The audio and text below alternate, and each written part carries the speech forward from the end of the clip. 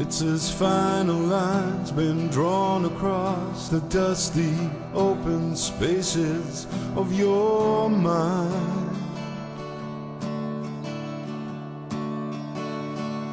There's a raven in the distance, his inscriptions all around you, you can hide.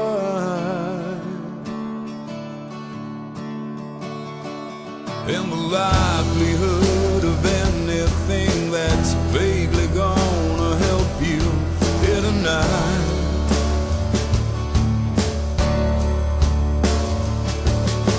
is one in a million. No prescription's gonna make you feel alright.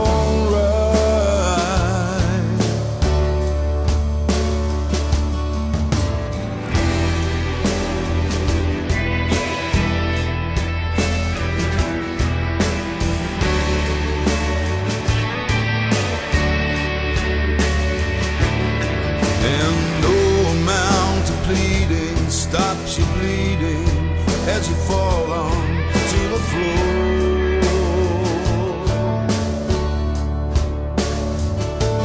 Can you hear them crying all around? Soon they will be knocking on your door. And there ain't nothing gonna save you from yourself tonight. And there's nothing you can do or say to make it right. There's no part of you that's got the strength to even fight here tonight.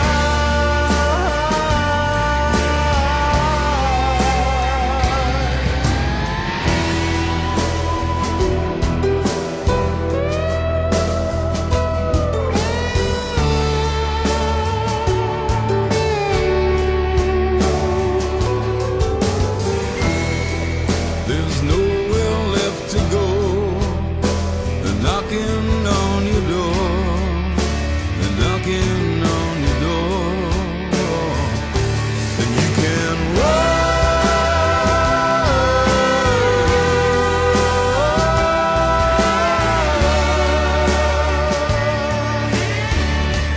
And there ain't nothing gonna save you from yourself tonight.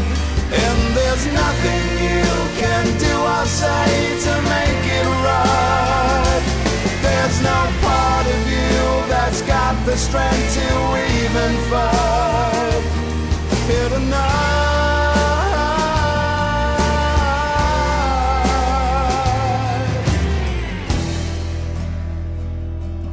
It's as final lines been drawn across the dusty open spaces of your mind. There's a raven in the distance, his inscriptions all around you, you can hide.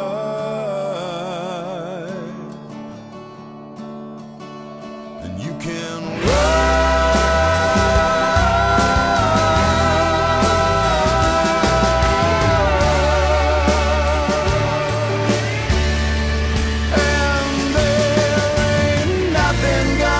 save you from yourself tonight.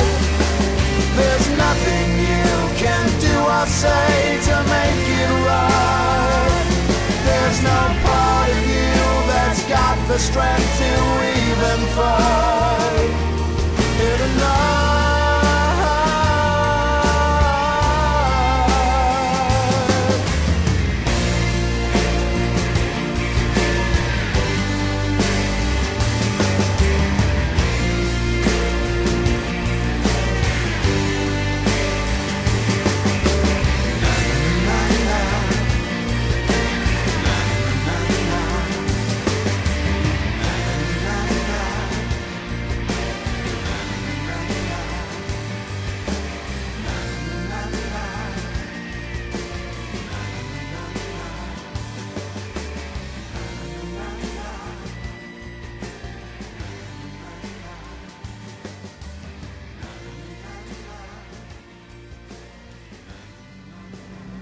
Ξανά στην κουβέντα μας, στη συχνότητα του ΑΚΜΗ, το www.acme.radio.gr. Συνεχίζουμε τη συζήτησή μας με τον Γρηγόρη Χαλιακόπουλο.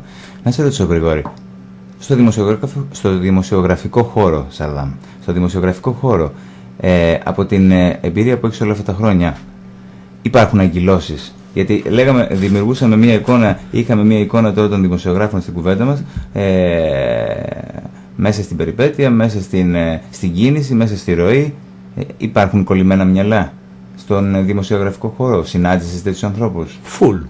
Φουλ, γεμάτα από κολλημένα μυαλά στη δημοσιογραφία. Και δεν έχω κανένα κόλλημα και πρόβλημα να το πω. Μπορεί να είμαι και εγώ κολλημένο μυαλό για κάποιον άλλον, έτσι. Αλλά δεν διοικώ, δεν είμαι σαν απόστολο. Γραφειοκράτες, δηλαδή. Ναι, εγώ είμαι σε αυτούς που χτυπούν την πόρτα για να κάνει τη δουλειά του. Δηλαδή δεν είμαι εκείνος που έχω μια εφημερίδα, διοικώ ένα μέσο ενημέρωσης. Κολλημένα μυαλά μπορεί να βρεις παντού.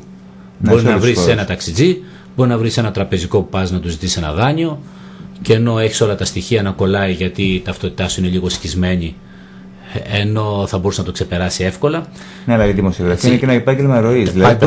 Ναι, το φαντάζομαι. Παντού βρίσκεις κολλημένα μυαλά. Αλλά μια και μιλάμε εξειδικευμένα για τη δημοσιογραφία, έχει και αυτή τα δικά της κολλημένα μυαλά. Καταρχάς, έχει ανθρώπους που μπορεί να έχουν φτάσει σε ένα σημείο που δεν τους άξιζε να είναι εκεί. Σε διοικητικές θέσεις. Βεβαίως, σε διοικητικές θέσεις. Και είναι λογικό αυτό να υπάρχει, γιατί πάντα υπάρχει το μέσον, πάντα υπάρχει αναξιοκρατία σε όλους τους τομείς της ζωής, από την πιο απλή δουλειά μέχρι τη μεγαλύτερη.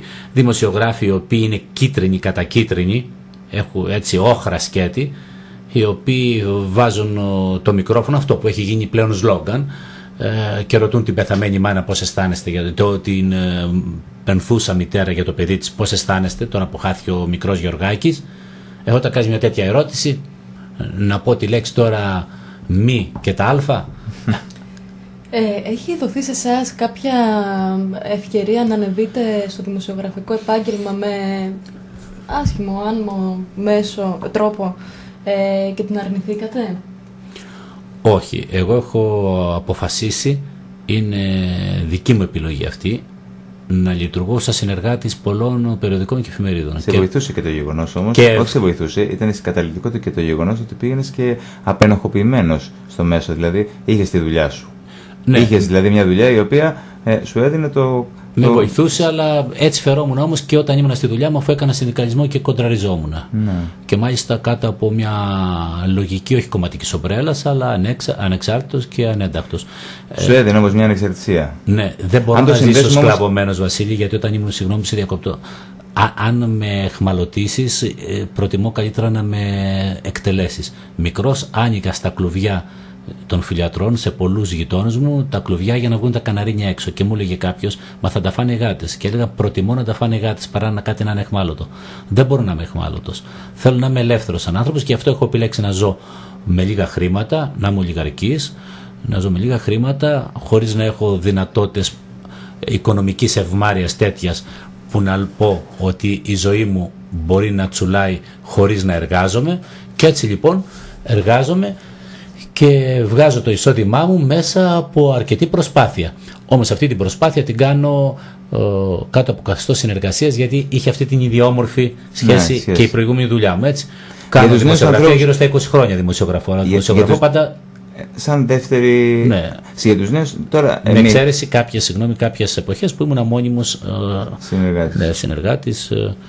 Τώρα για τους νέους ανθρώπους, θα έρθουν τους 20άριδες, ας πούμε, που θα βγουν τώρα στη δημοσιογραφία, πόσο πιστεύεις ότι, καλά όλα αυτά που λέμε τώρα, πόσο πιστεύεις ότι θα δοκιμαστεί η ελαστικότητα της συνείδησής τους? Δηλαδή θα μπουν σε ένα χώρο, καινούργοι, άβγαλτοι, όλα αυτά τα πράγματα ίσως ακούγονται σε κάποιους, εντάξει, ωραία μας τα λες τώρα, αλλά ο χώρος είναι έτσι. Τι φάρο, ας πούμε? Την καλύτερη απάντηση τη δίνει ο Γκέτε στο έργο του Φάουστ, όπου γίνεται ο διάλογος με τον Μεφιστοφελή, τότε που πάει να τον κάνει, να τον πείσει για να παραδώσει ουσιαστικά την ψυχή του, έτσι. Είναι μια φράση που λέει, στο τέλος είσαι ό,τι είσαι. Αυτό τα λέει όλα. Εντάξει, απάντηση. Τι να δοκιμάσεις? Αν είσαι γεννημένος εφιάλτης, θα είσαι εφιάλτης και καλλιεργημένος. Αν είσαι άνθρωπος που έχεις αξίες και αρχές, ή τις έχουν μεταλαμπαδεύσει η οικογένεια, οι γονείς σου, το περίγυρό σου. Και ο ίδιος σου εαυτός. Ναι, ο ίδιος σου εαυτός, θα έχεις μια άλλη λογική και μια άλλη πολιτική. Πολλές φορές ο κάθε πήλιος γούσης και ο κάθε εφιάλτης γεννιέται κάποιες στιγμές, αλλά κάποιες στιγμές όμως πλάθεται κιόλας. Εκείνο που μετράει είναι τι είδους προσωπικότητα έχεις. Ο χαρακτήρας γεννιέται από το ρήμα χαράσω, από το αρχαίο χαρακτήρ που σημαίνει είμαι χαραγμένος. Έχω τη στάμπα μου, έχω δηλαδή το τατουάζ την ώρα που γεννιέμαι. Δηλαδή είμαι ευφύης, δεν μπορεί να γίνω βλάκας.